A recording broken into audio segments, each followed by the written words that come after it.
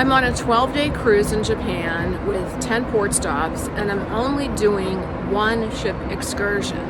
There's a lot of reasons for that. Cost is huge, of course. A ship excursion can cost $200 versus maybe $20 or $30 for doing the same thing on your own using public transportation and just paying the admission fees. But really more important is when I travel, I don't want to just see the sights. I want to experience the culture. So when you're on a tour bus, you're just with a bunch of other tourists with a guide versus figuring out the buses and the trains and the metro where you're surrounded by everyday people. And it's just so much of a better experience for me. Another reason I avoid ship excursions is look at those buses and how big they are.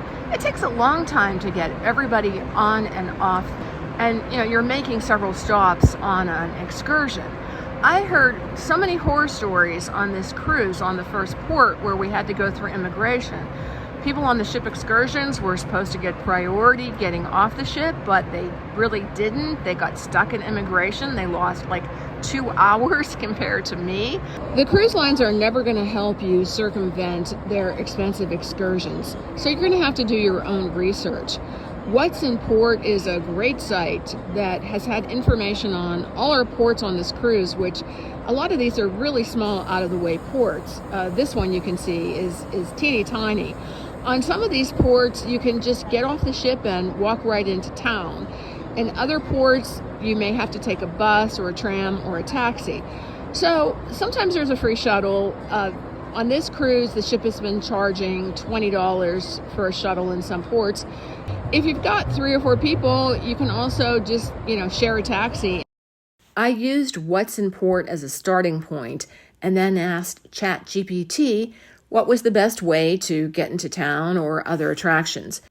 ChatGPT is a free app you can download, and it worked really well in giving me all the alternatives in getting into town and various attractions.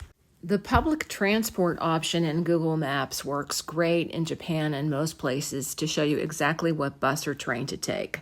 However, in South Korea, download the English version of Naver Maps.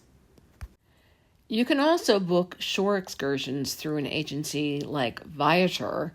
They even offer a worry-free label to make sure you get back to the ship on time.